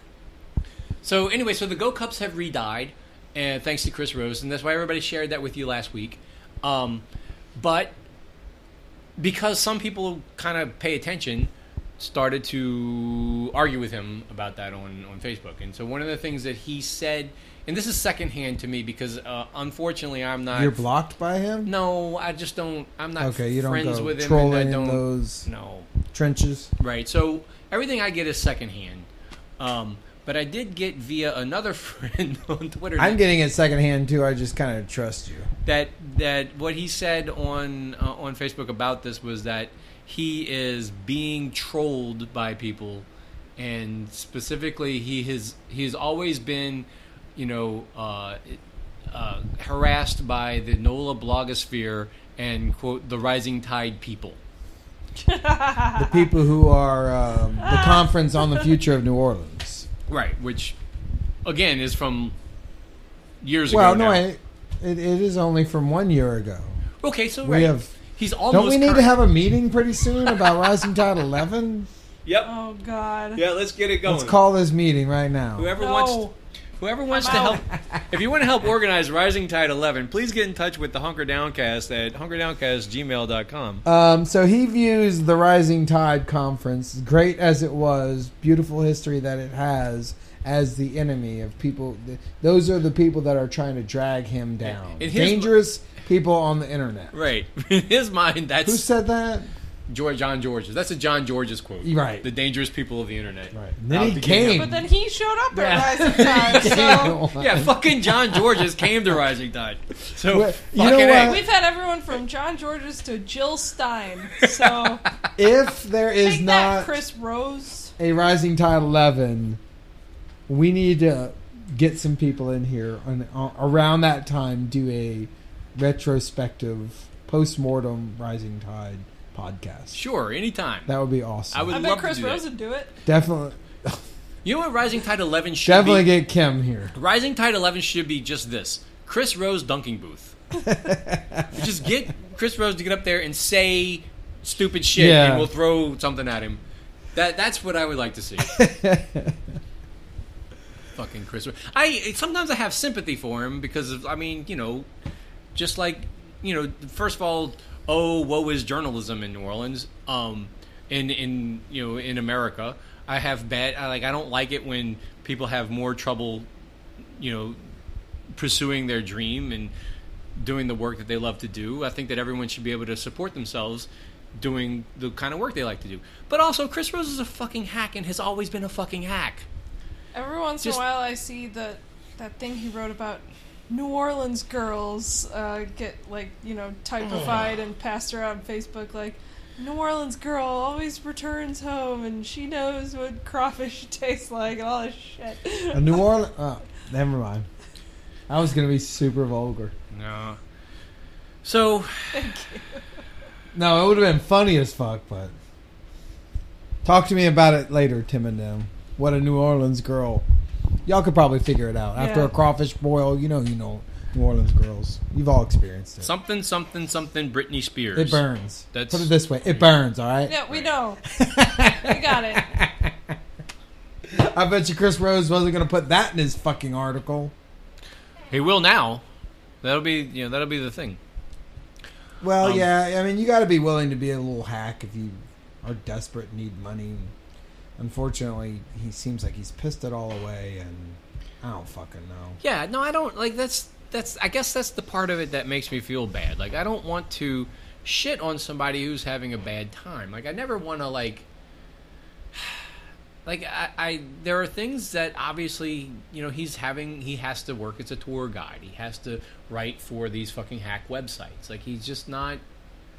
Things have gone badly for him in certain ways, and I feel bad about shitting on him. But also, don't be an asshole. Like, I just don't understand why... Yeah, it's almost like a microcosm of anybody that you know in life who's struggling with either mental illness or substance abuse problems or whatever, and you can't exactly chalk it all up to that and everything. But I think as you grow older, you start to see the same repeated pattern in different people over and over and over again, and Yeah. I don't know. Sympathy might be a little bit more for the youth. And there are certainly people in you media... see, it's like the rock star story where the guy's just completely fucked up and he fucks himself up and he had so much talent but he died young, and then after a while I like to see these stories about the people who were fucked up and then didn't die young and got it together and became something. That's sort of the more intriguing story to me now. Yeah, I agree with that. And also, just to temper, the Chris Rose thing a little bit, like, there are people in media who do much worse damage. Like, there's like Jeff Sadow or Scott McKay, and these people who actually hold down jobs literally hurting people with the shit that they write. Like they're writing, we should, fuck Jeff over. Jeff Sadow is a state employee. Right. So they make a living saying that people should be thrown off of food stamps or pissed on in the street or whatever the fuck their thing is. Chris Rose doesn't really do that. He just smarms his way about the world in an annoying fashion. So then I wish that he would have at least been a success at it, and he would be doing well off. Yeah, doing that. Yeah, it sucks that he had as many opportunities. I know so many great writers who just for whatever reason didn't get that. You know what we need? We need. Well, I was going to say maybe they didn't earn it. Maybe he did. I don't fucking know. Or maybe they didn't bow low enough. Like Jules Bentley. Perfect example. He should be as read as Chris Rose is. Yeah, no. If I were king of all media, Jules Bentley would have a column that everybody read every week. Right. He would be. He would have the books. That would be one. There would be T-shirts with his fucking quotes on. And there are several people that you can name that I would like. Yeah, but I'm not well read enough. I just read Jules. But you're right. But Andrew Oken too. Yeah. He's great. There are people out there doing good work, and just the fact that Chris Rose gets so much attention is kind of annoying. But just to be humane about it, I would almost contribute to a Kickstarter that would allow Chris Rose to live comfortably and to write his bullshit, just so I don't have to feel like an asshole talking about how stupid it is. that would make me happy. How's that? Get Jeff out of shame jail. Let him criticize him for him and not feel just like you're kicking a entertain me by being kicking a wounded dog. Ahead. I'll pay for that. That's a great justification for universal basic income that I haven't heard yet. Is that everyone deserves to have a basic standard of living so that we can mock them for the thing that they think that they're good at, without them losing all of their employability. Right. You shouldn't be afraid. You shouldn't be afraid to spread your wings and douche. That you should be as big an asshole as you could possibly allow yourself to be. Just for my entertainment. Open yourself up to the risk that no one will ever pay you to do that ever again. Don't be materially hurt by that. Yeah. Now, being Jeff Sadow, you should be fucking put under the jail. But being an idiot, no, please proceed, Governor. Just do it. Pay these people to do that. Anyway, pay Chris Rose. That's where I'm landing. Well, on this. Apparently, from what I understand, is that that's where you're landing. Yeah, that's right. He fucked everything up because he just missed deadlines. I mean, it was just a real standard journalistic thing. It's you don't miss deadlines. No, It's the gold standard. I can get behind that. Fuck a bunch of deadlines. No, fuck doing shit on time. No, I hate it's that. Not shit. the way it goes, man. You gotta meet that deadline. Solidarity. Well, maybe you and Chris Rose can form your own blogs, but if you want to write for a thing that's got to get printed at a certain time, you got to hit that fucking deadline. This segment really took a turn. You lose your fucking job. I like where we landed there. What about that other Rose? We got a French fry throwing Rose, a chick from Orange is the New Black, a show that started bad and then got terrible. So Wow, hot take. I've never been a fan either, so it's fine. It was watchable and then became unwatchable. I always kind of just felt really dirty for watching it afterwards because I was like, man, that made me feel really numb. I'm just watching it. There's so much wrong with it. And then it became just completely terrible. Whereas even my friends who turned me onto it were like, no, it's terrible. No, it bored me. It bored me real fast and I stayed bored. It thought it was too goddamn cute, I think. Yeah, I don't know what it's one. Yeah, definitely. It was. I still haven't seen it. Okay. It's not great. No, it started okay. It needed better script writers. The characters moved on pretty well. It had some great characters. That was the best part of it. It was all character driven, and they did that very well. But the scripts were just awful, and it looked awful, and then the plots started really I think tapering that, off. that people who liked stuff. it identified with the characters in the sense that they were putting out archetypes that people kind of like gravitated towards, which was good, and the actors were appealing in that way, and they picked a lot of like unknown actresses, and they were all pretty good. But they didn't have them do anything anywhere. Interesting. That's right. That's the problem with it. Most of the interesting parts were what the characters did before they ended up in prison. Mm-hmm. Like you would meet them, you would kind of see them in prison and how they acted, and then they would have these flashbacks of them before they were in prison, and that was always the most interesting part. Yeah. It may have been even claustrophobia. In that so many scenes were actually just kind of filmed in the prison, and the prison environment sort of never changed. It's kind of like Treme. It was kind of beige. Yeah, a little bit. It's like Treme in prison. Women's prison Treme. That's what this fucking show is. But there was a really... Well, I just think about that, like, in season 1 of Treme, the most interesting scene in the whole show... The whole season was the flashback in the very end of the season finale, where they flash back to what their lives looked like right before Katrina. It was like that's the most interesting part of the whole thing. It was. There's a lot to talk about with that show. Anyway, that'll be a different. So Ruby Rose. Anyway, so Ruby Rose is. I didn't even know who she was until she came here and she threw some fucking French fries. Is what happened. Here's something I don't understand. The article says she was in town to perform? Yeah, she's a DJ. Oh, okay. I didn't understand what she did. Yeah, she looks hot and is a DJ. Okay. And she is sober, which I don't know why anyone would want to do something like that. Like DJing sober. A sober DJ. Is that even a good thing? I don't know. Like, do you want your DJ to be sober? We'd have to ask her about it. I don't. I want my DJ to be drunk. You would? At least. Or something. Or on something. Right. No. But okay. Stop. Sobriety is bad, Allie. Sobriety is bad. Firm disagree. And are you sober right now? No. Well, anyway, so did she. And apparently, explain this. I'm going to get a beer. The waiter said something about how she should call her sponsor or something such as that. She became offended by that. Yeah. Which it's not his fault she's sober. Come on.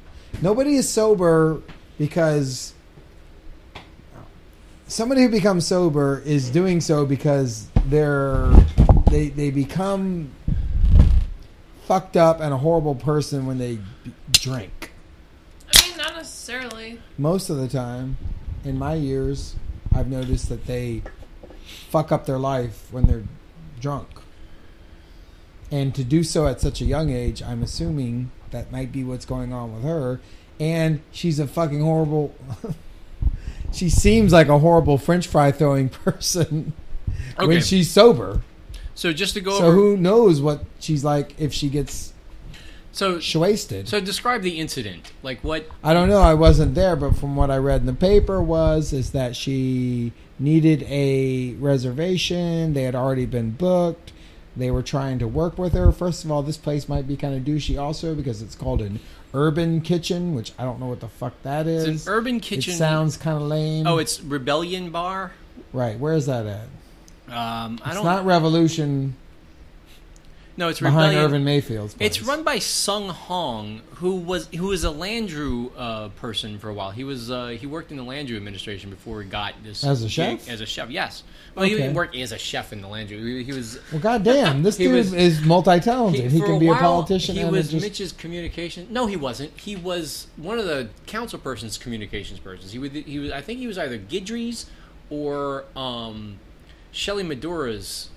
And then he just up and decided to be a chef? Get back to us on Sung Hong's resume, Tim and M, because I think it's either Shelley Madura or Susan Guidry's communications person at one time. Now he's a chef. Damn. And this is his bar. He's one of those people who like runs a marathon every day. He's trepping. Yeah. He's like Engineer Pat. He's out there to make us all now. Look bad because of all the many great things that he does. Right. So, anyway, it's Rebellion Bar, which I don't even know where the fucking bar is. I never saw the address. I think it's in the warehouse district. It sounds like it. It sounds like it would be. Gross. Okay. So anyway, would you like to hear Ruby Rose's response to and statement regarding this? No, but okay. Apparently, what happened was they got into an here's what I remember from reading the story in NOLA.com. It was they were waiting for a table. They didn't have reservations, but it was almost a "Do you know who I am?" sort of thing with them when they came in. Right. And they had to sit like they had obviously seen season 3 of Orange Is the New Black and been like, "No, you're gonna have to wait." Yeah. So they had to kind of either wait or sit at the bar or whatever. And they had appetizers and service was slow. French fries, obviously. Yeah. So anyway, so she ended up fighting with one of the waiters and throwing French fries at them. She started with just one. Right. A So singular. Yeah, she fired a French fry shot across the bow. Yes. It didn't. Hey, remember when those were called freedom fries? I think she was throwing. I had fun thinking about that while reading this story. She was throwing freedom at them. Yeah. She was freedom bombing them. Some snide comments got said between her and the waiter, which Well, I love the story on Jezebel. I'm today. fine with that. The Jezebel headline is Ruby Rose apologized to a French fry. To a French Yes. fry. And it says that her statement to them afterwards, I guess, is this is her. This is just what she says. She's talking about the waiter. Her argument with the waiter says he then the waiter made some really rude and vulgar comments to the table. She doesn't really say what they are, but she says, when someone makes repeated derogatory jokes about the sobriety I worked so hard to achieve, it's hard not to react emotionally. So, which I can see that being rude, but vulgar. Well, I don't know how you can be vulgar about you got to someone's be sobriety. like sort of sexual in nature for it to be vulgar. So she says, I threw a singular French fry at him. That was her shot across the bow. It's not a single French fry. It's a one singular now, French fry. but later, if you keep this fucking shit up, I'm gonna empty the fucking clip on your ass. Then he came back as we were getting ready to leave and continued making awful comments. This is according to her. Oh, so they were jamming. As they were getting ready to leave. So I continued with the French fries, which means she still had fries on her as they were leaving. Gathering their things. They decided to leave. They loaded up with fries. There was still a basket of fries there, maybe. Maybe. And then, Well, she also just reached into her coat for her extra pack of fries to throw just in this situation. Like Napoleon Maybe. Dynamite, she had some tots in her pocket. So here's why this is why the headline is what it is, because she says next. I'm picturing like an ammo belt with French fries. Ka-choo. or a vest of them. Yeah. Like every day sash. every day I learn new lessons about handling cultural and social ignorance. Cultural and social. I am deeply regretful to the French fry, and I am regretful that I reacted at all. So she typed it wrong, and they're making fun of her. She apologized to a French fry. Maybe next time I won't throw fries. Then again, maybe next time that bartender won't tell someone who is sober to go to quote. Oh, she's quoting him. Go call your fucking sponsor. Maybe that. So that was an apology that wasn't an apology. That was definitely another one of those. She apologized to the French fry, first of all, but that. I'm sorry I threw you. How do you think that the French fries' social and cultural ignorance was manifested to her? Like, did she have a vision from God? Probably. This French fry told me that it doesn't like my face. It came out of the oven in all that aluminum foil, and it was a suspicious package. So it sounds like it was a bad night for Is restaurant that a loaded potato? rebellion and for I don't Ruby want to share a Rose. bathroom with this French fry. It was the state capitol is shut down because of a loaded potato coming out of. Somebody put aluminum foil in the microwave. That's what happened. Oh my god. Nobody won in that scenario. No. Neither Restaurant Rebellion, although they kind of won because now I know that they're a thing. I tried to bake a potato in the microwave. I don't know that. I already knew that Ruby Rose was a thing.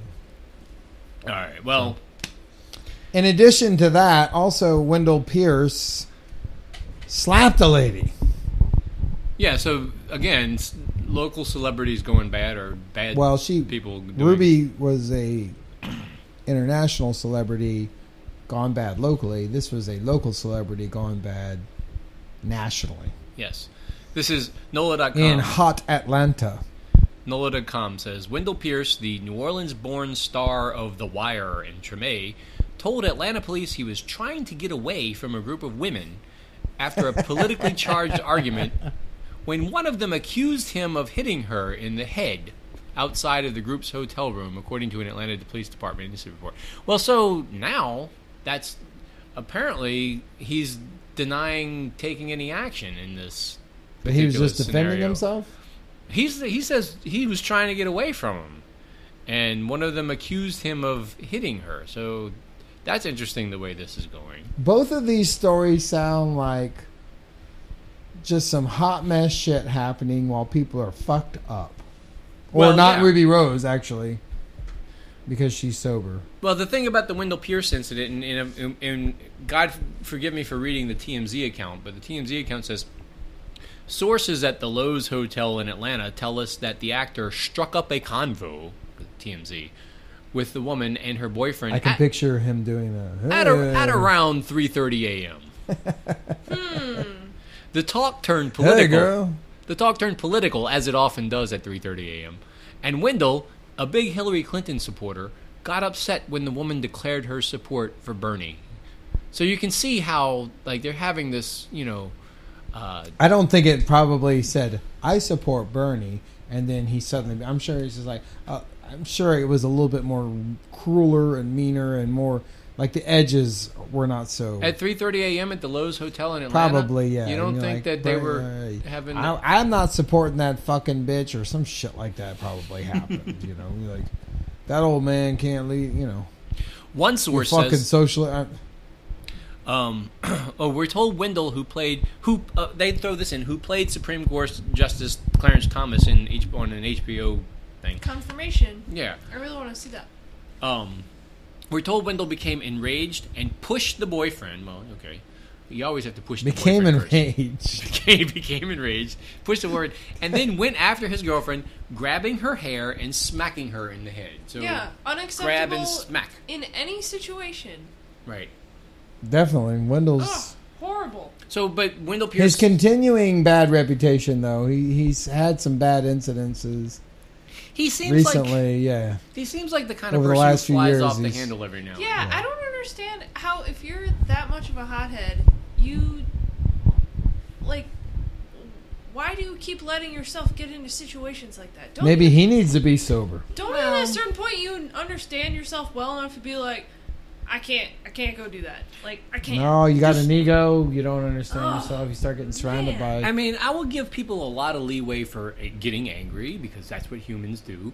Engaging in political talk at 3:30 a.m., that's what people do sometimes, I guess. Resorting to... But grabbing a woman by the hair and hitting her in the head is kind of like, it's not only where you draw the line, but the line is really in front of that somewhere, 10 feet. Yeah, you got to know to So, defuse, de-escalate the situation. And that's why he got arrested for it, which is the right response. Right. I mean, you can't do that.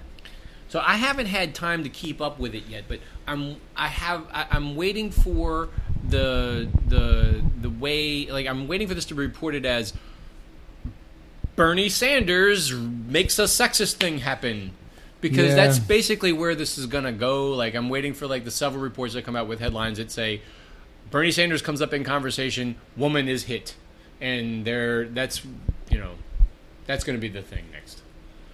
I haven't seen that yet, but that's what I'm on the lookout for. Yeah, I don't even see how the political thing became a part of it, but I guess that's why it started trending. Well, and tempers are high now. Shame on you, Well, Wendell Pierce. It is unique because there's apparently never been a Democratic primary that's been contested this strongly before. Right, So, it's never in history. Never happened. It's so absurd that some people would disagree with other people who are voting for candidates in a fucking political I mean, race. it's like the '68 convention never happened. Oh God! But it's like I don't want to go off on that too much, but I'm the people who are the Hillary people who are just smugly and condescendingly constantly asking you if you have any truck with her at all, if you have any kind of if you voted for Bernie at all, the first thing they say is, "Are you planning to support the nominee in the general election? Are you planning to vote?" Like, we aren't even fucking there yet. Like, I mean, we kind of are there now because Bernie's going to lose, but for the whole year, we have been engaged in a conversation about the direction of the party and, like, voting for candidates in a fucking primary. Yeah. And you can't even support your candidate without getting, well, you're just looking to start trouble, young man, woman, like, don't you care about electability? Like, we'll talk about that when it's time to talk about that. Like, when we get to the point where there's lesser of two evils conversations to have, we'll fucking talk. Which is definitely what the conversations are going to be. Right. There will be plenty time to talk about what an asshole Donald Trump is later, and what fun will that be? But why do we have to sit back and, like, take shit from these people the whole time? This is what it's been 10 months of just these people are the Hillary supporters. Yeah, constant shit from these people. Like, as though let's ask Tim and him. Why do we have to keep putting up with y'all shit? Fucking rude to even suggest that we would like our candidate to support health care for everybody. We would like our candidate to take a stand on police violence. Police violence. We would like to. Gotta bring those dogs to heel. Wall Street reform. Yeah, all that shit. Look, we gotta stop and come back with our United with all the segments because it's a minute 25 or hour 25 or it's fucking going late. We break out into fucking Bernie Broism and it's time to fucking. Shame on you, Ruby Rose, and shame on you, Wendell Pierce. Right. You French fry throwing, hair grabbing motherfuckers. Don't fucking throw and French Chris fries Rose. at people. Don't hit women. Jesus, Nobody. Don't hit fucking. pause already, man. Right. All right. That's the end of. Whoa! We're finishing this thing up. She is ready to go. We were summing y'all. it up, and Allie is done. Allie's ready to go. All right, so we're done with this, and on to the next. Too late. Boom.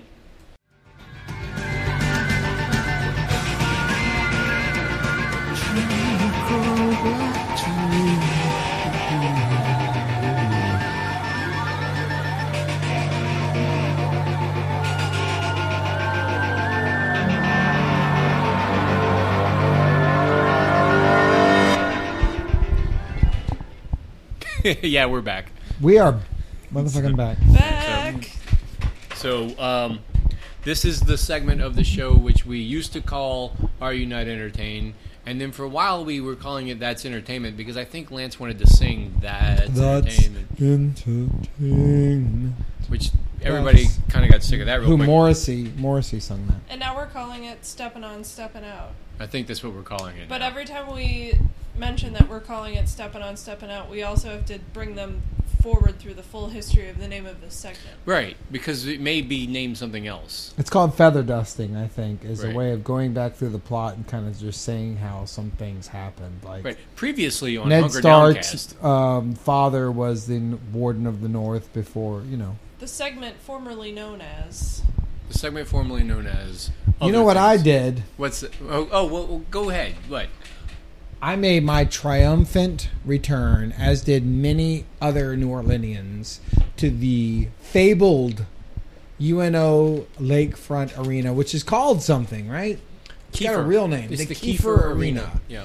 And let me tell you something. This place, I saw The Cure there like last Tuesday night. This you place, went to one of those Cure shows? I went to the first one, which was actually the shitty one. The added one. But that was the shitty one. I don't know which one was the shitty one, Jeff, because I've not seen both of them. I only have one point of fixity here. Okay, but just the notion is that it was the shitty one? The consensus was that was the shitty one because in the second one was the one where they played all the Disintegration hits. So the real hardcore fans went to both of them. That's apparently sure it was also thought of as the shitty one because they announced the first one, it sold out, then they announced the second one, which was actually the day before, and then the people who didn't buy, who didn't get in, who weren't hardcore enough to get it early, bought these ones. And the arena was not entirely full also, and people weren't dancing, and also there was a lot of like polo shirts and pleated pants, and the crowd was a little fucking gross. You know why? Because Cure fans are old now. Well, some of these people didn't even look like they were Cure fans back in the day. So they were just there? They were just there. But the first thing I noticed because I have not laid eyes on the UNO Lakefront Arena since like Lollapalooza 94 or something. And like it's huge, and I should have at some point driven by it in my many years living here since, but I haven't. First thing I noticed is beautiful fucking building. Like when I was young, I was all into like smoking pot and doing mushrooms and Yaga shirts and shit like that. I wasn't into architecture back then. Okay. But it's a nice looking building. It's beautiful, actually. It's very modernist, and it's sure. It's Yeah, got I mean, that, I don't want to hear any fucking critique. I'm not complaining It's about not it. a goddamn. It's not ugly as fuck. I don't think so either. It looks good. I was just trying to describe it a little bit. And Well, Allie has something. She's moaning. over Allie's there, not happy so with it. It's got, okay. Let's hear it. I didn't say anything. Yeah, you did. I'm listening intently to your story. That you are not. Bullshit. You groaned. Not look. a fan of the UNO Lakefront Arena architecture? Have you seen the Pensacola Civic Center? Or Yes. the San Diego Sports Arena? I don't know if I have. They are ugly as fuck. Or the Mobile Civic Center, which is pretty fucked up looking. There's lots of terrible civic centers. The true. UNO Arena is, I mean, there are angles. There's angles happening out there. It's a nice There's like looking thing. But you're impressed. Okay. Okay, So, anyways. go ahead. It's not great inside. That is the last moment of adoration that I have for it, because it looks like they haven't had a concert there since 1994. Okay. I buy a $9 beer, which you expect. They give it to me literally in a paper McDonald's cup, which makes me feel like high school. And I'm a kind of a stickler for like, I think that what you drink the liquor out of affects the taste of it. Like I can feel like wax particulates flowing into my mouth as I drink this $9 Miller Lite. Wax particulates. Okay, go ahead. The guy selling it to me seems like he was born in 98. It probably was. He was a hipster bro. We go in. The security is just kind of like those old untucked, kind of like one shirt tail hanging out security guards with the embroidered little patch on them that have some semblance of authority. Like you'll do what they say, but you won't like continue to do so if you notice they're not watching, or if you notice their shirt's untucked. right? It's just they didn't have a whole lot of authority, and then, like people were just moving forward into seats or standing in the aisles, and then they would come clear them out, and then they would slowly all just trickle back, and then There were blart cops. they were Right. there was not a whole lot of No, that's respect for them. No, that's par for the And they course. would be sitting over there as we like looked at them, and we would like be walking down into the seats, looking at them, saying like, "Are you gonna fuck with me? Are you gonna fuck with me? No, okay." And then every now and then a manager would come by and clear us out. that is very UNO Arena right there. Like just That's the that way it security was? guard.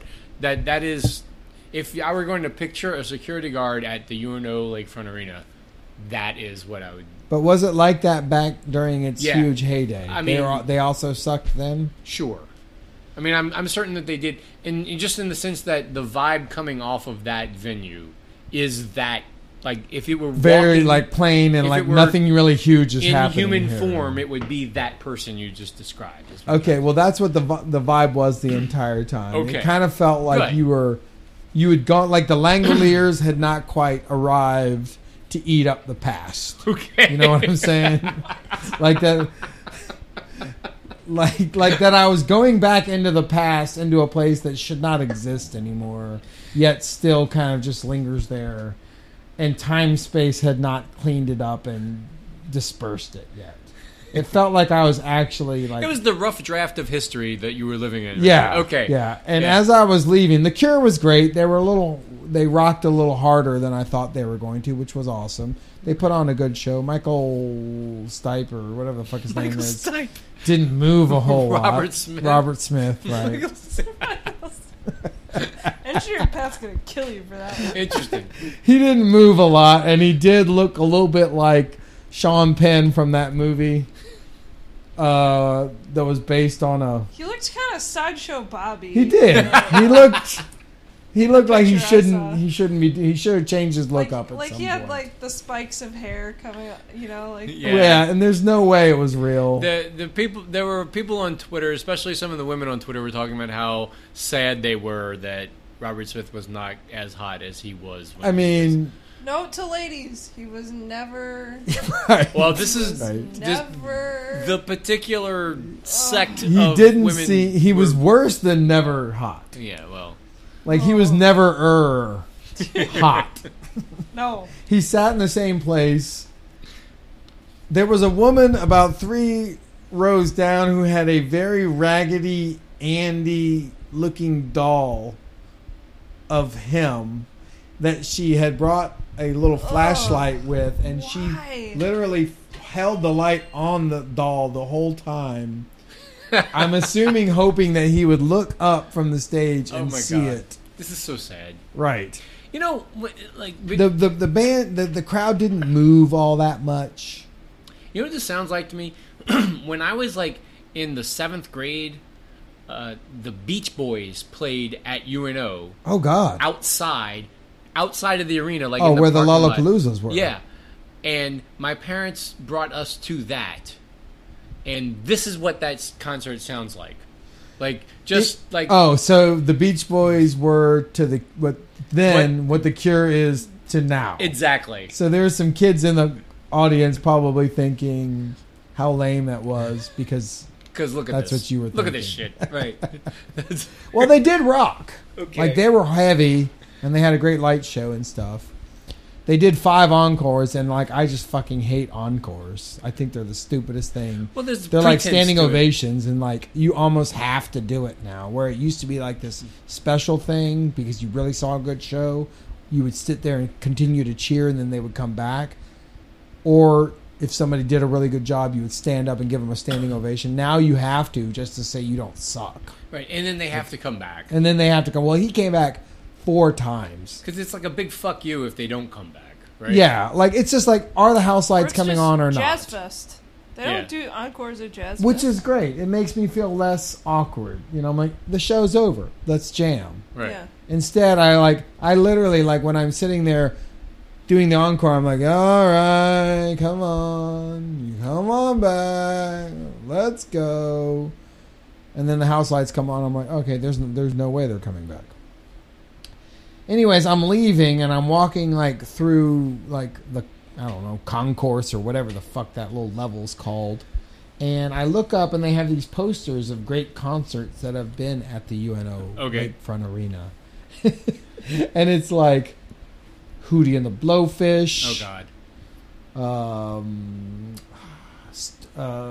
Who is those 2 princes? Who are those guys? Spin Doctors. The Spin Doctors. And it's just like a who's who of the 90s and everything. And I'm just like, come on, y'all have not. Britney Spears never made it here. Y'all can't. Tim and M looked that up for us. Did So Britney Spears ever 90s? play? Gin Blossoms. Yeah, Tin Blossoms. Tonic. Toad the Wet Sprocket. Collective Soul. Low. I mean, it was just like, Live. come on, live. When Live blew the roof off of The Toadies. Local H. I mean, it went on and on. And I was just like, oh no, God, UNO Lakefront Arena. Silverchair. God, Silverchair. And at the end of it was Prince, and I was like, okay, yay. This is why the UNO Arena is now applying for historic designation, because it's like taking a trip back in time to. It was exactly the 90s, like that. right? Yeah. Well, did you know that if they made another movie like Grease, Grease, which came out in the 70s but was about the 50s. Right. If they made another movie like that today, it would be about the 90s. Or I'm like ready for that. Back to the Future, A which is musical about about the the 50s and the 80s. That's the same. I'm saying like Same thing. The gap is the same. We're ready for those, like, and CNN does those documentary series, like they did the 60s and then they did the 70s. They're and doing now the they're 80s. doing the 80s. I've seen those. And we were watching it the other night and I said, oh my God, Pat, they're gonna do the 90s I next. think PBS already and he did was it. like, stop, no. But Why is he upset about it? He's going to be primed and ready for that 90s revival. Yeah, man, they should interview him for it. I hate Holy those. shit, he's the I most hate- 90s fucker I know. I hate those things so much though because, I mean, now I'm old enough to sit there and be angry at how wrong they are about what actually things were like. Yeah, Like- so it's like every documentary ever. Right.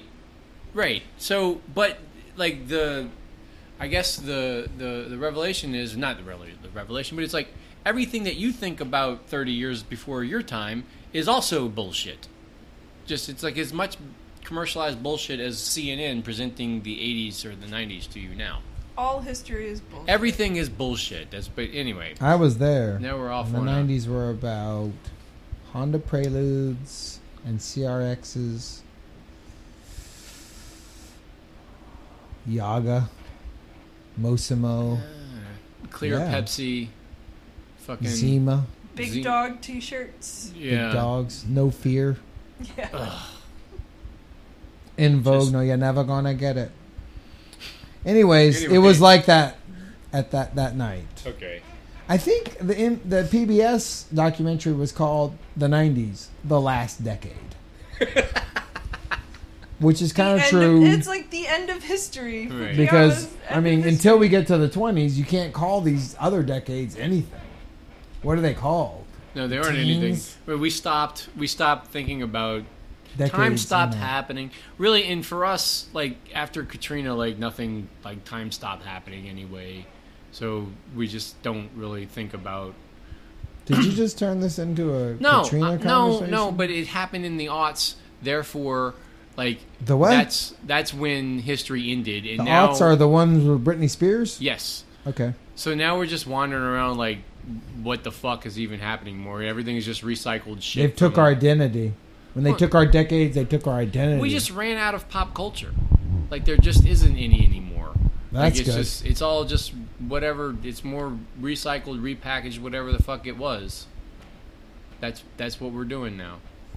So Well, that's funny. Yeah, I'm sorry. Can that be fixed, Allie? Actually, that's not true. I'm sorry. I'm following the TK Warden I see what you're style of. He said there's a culture crash. That sucks. I say that's fucking hilarious. Can it be fixed, Allie? probably. We're off track.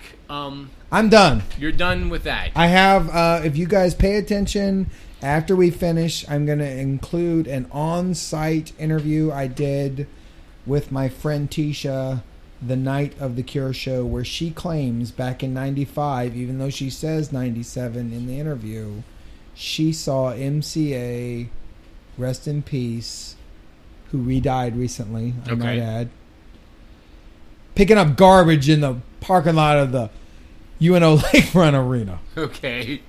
So this Exclusive. So MCA was the original trash mobber. Yes, he was a trash mobber. That's nice. Engineer Pat would love that. and this is coming up in an original. It'll be after the show. An original report that you were filing with us. Right, which we're going to try and do to get more viewers. Okay. And we're going to have guests, apparently. Yeah, sure. Okay. Great. What did So, y'all do? Do you have a thing real quick or? Yeah, we all played darts the other night. That was pretty fun. Oh, yeah. Played darts at the Half Moon. We had a round-robin tournament. We did. And it finished... me and Allie had the best game. We did. It was hotly contested. I went blazing out with an early lead, and then No, I had the early lead. You built up a staunch defense. You were closing shit out while I was That's trying right. to put points up. Okay. And then I realized that I had no more ways to score, and then you started capitalizing. Bar darts is an aggravating fucking game to play, especially if you're playing cricket, because everybody is drinking, and as you drink, you get worse and worse at hitting things. And Also, if you're playing with the bars, Unless shitty you're Wendell darts, Pierce. then they fall out of the board, and so then you're contesting with each other about, was that actually in or did it fall? Which, out? if it's your dart that fell out of the board, you're saying it does count, and if it's Right. not, you're saying Right, it so, doesn't. first of It's all, almost like there's- a hockey fight. yeah, There's a certain pageantry. there's to violence at that point, Yeah. but also there's it. Wendell Pierce wasn't there, bro. There's No. no violence. but there's also the frustrating aspect of drunk people trying to hit the bullseye just to fucking end the game. Because we know... Well, which I managed to do near the end when Allie got like at least 125 or so points ahead. I went on a little blitz there where I hit a couple triples and just wrecked your ass. Yeah. It was great. One less triple and I would have fucking won. And then I had to come from behind and I hit a red and a couple greens and I was within 25 points of tying it or 50 points of just winning outright. And then I hit the bull. And then that was that. It was like a divisional playoff round game. And then Jeff beat both our asses. Jeff, the Patriots, came so, in there and just didn't lose a game. I was going to He's ask... the Belichick of darts. Ask who won the round-robin dart tournament. The more important thing The more important thing that we learned was that neither of you had ever heard the song Pony by Genuine. Genuine. Which was horrifying to learn. What a horrifying fact. Speaking of the 90s, I mean... It was odd that I knew how Genuine was spelled, even though I had never heard of him. But this is like a late 90s thing, right? This is like early 90s, like late 90s, early 2000s kind of a situation. It was like 96 or 97 that okay. that song came out. So that wasn't even the 90s to me. This is the part of my life where I was already moving on. Out of college and living without cable, and I can see why that's kind of the gap years. I was already into Napster, and by the time that shit was happening, I wasn't even paying attention to pop. I was listening to Ronnie Millsap and shit. I was so deep into it. Anyway, that's put Genuine in the show notes for us, Jeff. Okay, I'll put the Oregon Duck Genuine thing. Yeah. That's about all I did. So, what's the other thing that we did? So, Allie and I went to... We went to Bar Politics. Bar Politics Episode 2, which was at the Broad Theater. Yeah. This was their bike-centric transportation themed event. They interviewed me on stage, which was fun. Allie got on stage and actually had to, share some wisdom with the kids. I did. About transit rules. I got to be Brainiac on stage. Yeah, that was fun. You fucking rocked. This can be fixed. Yeah, that was her theme. She actually went up and she promoted an online petition that you can. Those get shit accomplished. We'll put in. Yeah, they certainly do. Fucking right. Damn right. The whole world turns on these things. Hell yeah. But we'll put it in the show notes and see how far it goes. It's about. It's about U.S. DOT rulemaking about measuring the performance standards of roads. Exactly. And her point was thrilling.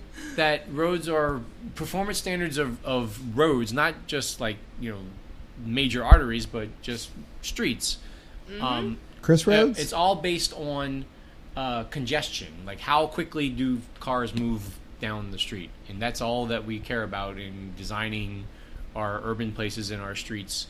And there need to be other factors involved in it. Yeah, you got to count different kinds of users. Otherwise, you're only designing streets for one type of user, and you're measuring them in a way that defines success as having them move quickly through the street. Right. And this was for laughs? Well, no. Allie was actually... I was the serious part. Allie was the serious part of the show. You were the... So it's like...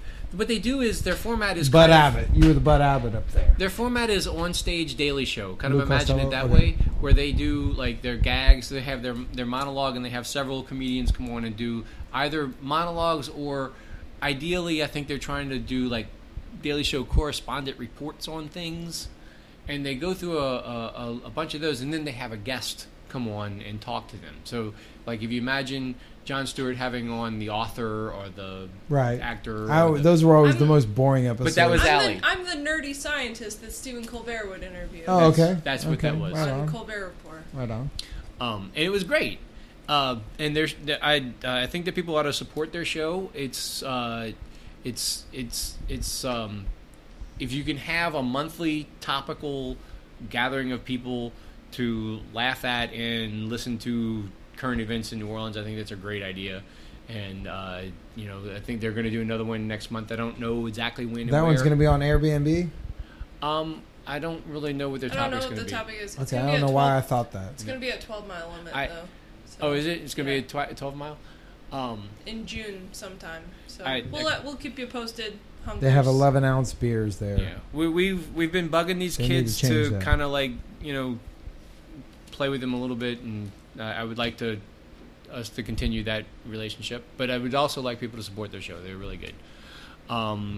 And that's the stuff that I did. Other than that, I saw two bums fighting one another on the basketball court this afternoon. That was kind of entertaining.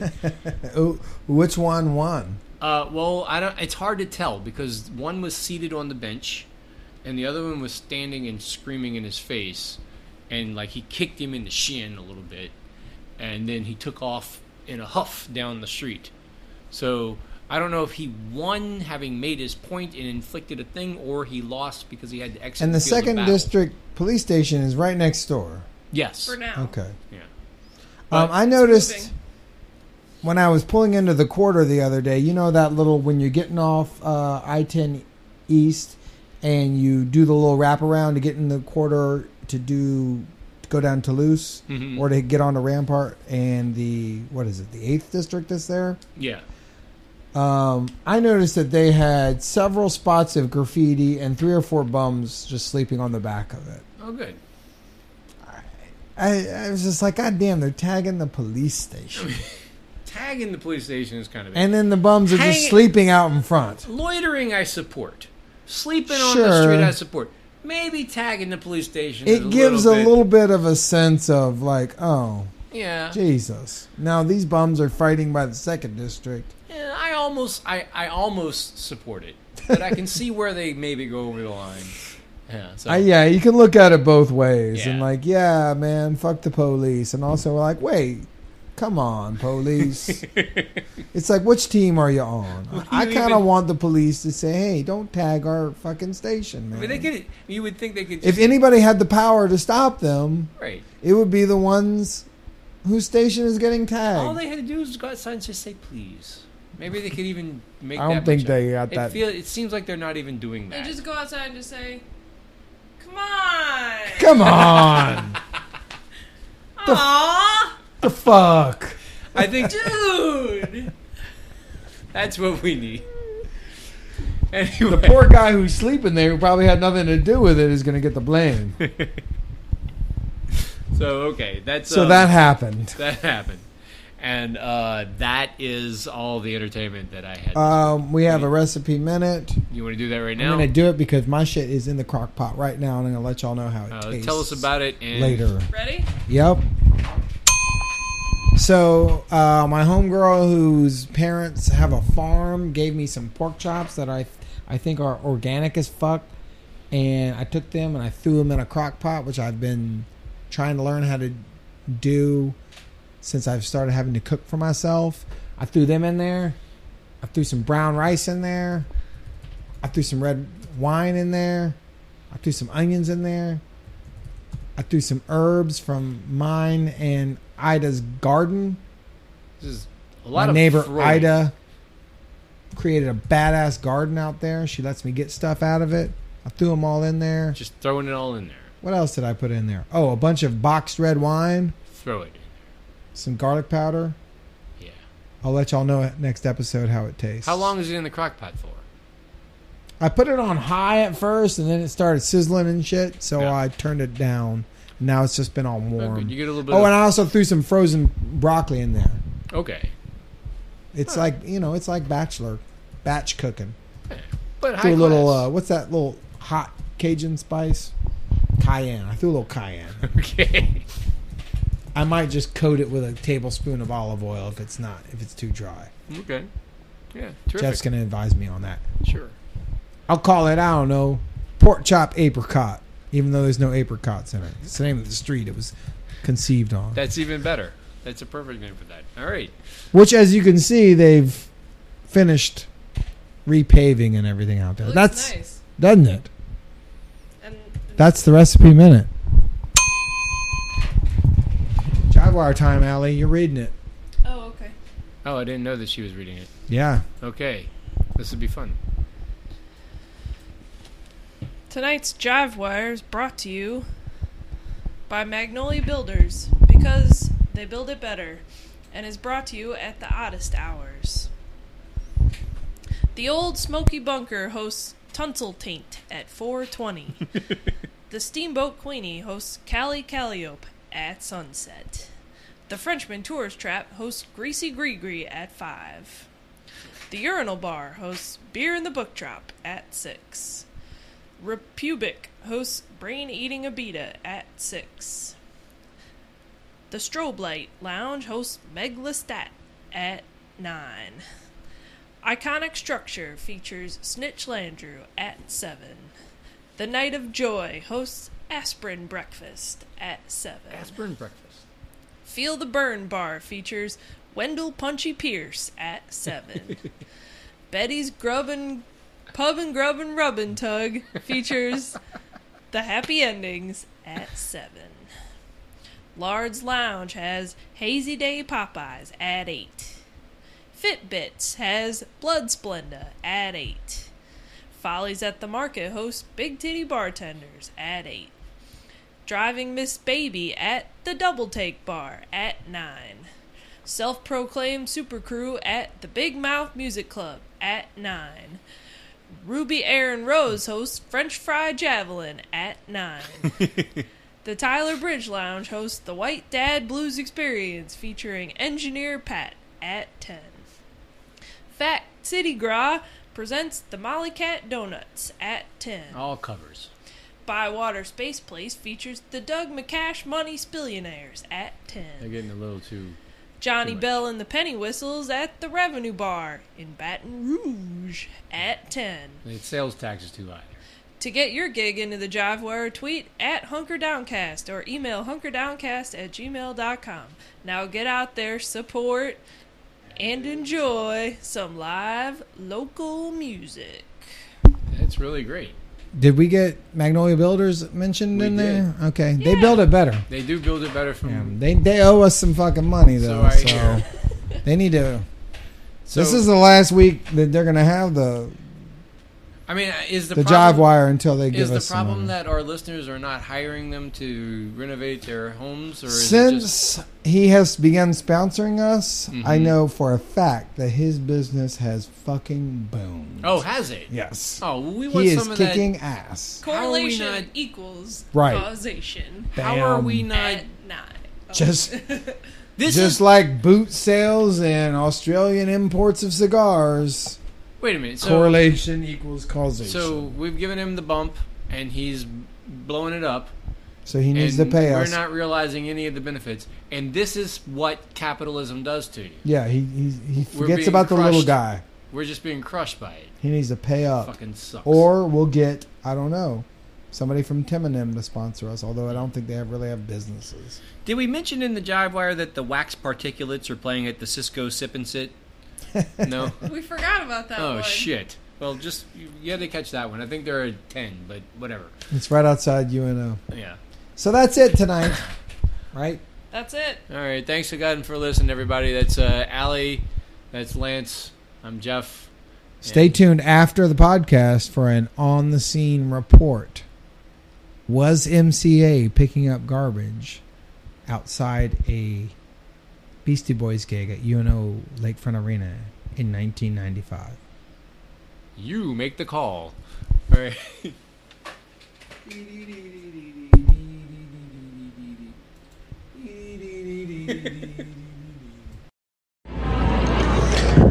Okay, look, I'm sitting here right before the Cure in front of the UNO Lakefront Arena, which is a building that not a lot of people know exists out there on the campus of the University of New Orleans, where that had a really amazing run in the 90s of doing crazy shows. And my homegirl, Tisha Rashal, is here with me, and she has a particularly crazy story to tell about what happened after a Beastie Boys show here. When?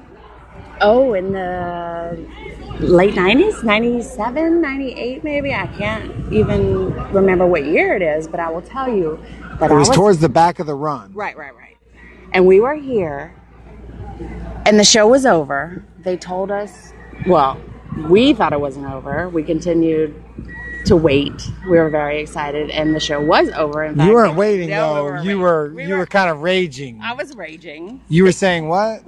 I was saying it's not over. It can't be over. They're coming back.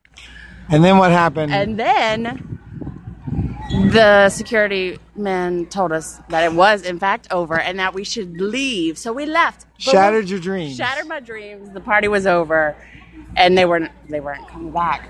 So we walked outside. The parking lot was pretty empty, and there was one person. He was cleaning up the parking lot supposedly, but I tell you that this was MCA, dressed in an orange jumpsuit with a poker, one of those clipper. What do you call those? You pick them up. I think poker is a poker's fine. It's a game It and is. a utensil and a tool. As we sat in the parking lot and watched him for a minute, he was just wandering in and out of the cars. He was not picking up trash, and it was him. What do you think he was doing? I think he was just scoping it out. Seeing who his fans were? Yeah, like checking it out, like hanging out. Like, what else are you going to do? That's how self-actualized MCA was. That he could just, after a show... Hang out. Yeah. In disguise. In disguise. In an orange jumpsuit. Just a straight orange jumpsuit with a poker. Did y'all go and say No. MCA? No. So y'all respected that he was out there trying to zen out. Right. He was just checking it out. So there you go, guys. Eyewitness report from a Beastie Boys show from the beautiful, and look at this building. It is. It's lovely. I never realized how beautiful it was. Tisha pointed it out. Yeah. Now. I didn't even see it before in the 90s. It takes mature eyes to really realize the architecture. Yeah, it does. You're right. Because you're all about grunge music and hip-hop at that age. And then now... when we pulled up for The Cure, you're like, oh, actually, an amazing building. Yes, it is. And rest in peace, MCA, who was just such a peaceful soul that he could just walk out amongst his fans dressed as a garbage man to be accepted. Right. Okay, we're going to see The Cure, and we will report on that in the Stepping On, Stepping Out segment of our next episode. Every night I burn. There it is, finally. You ready?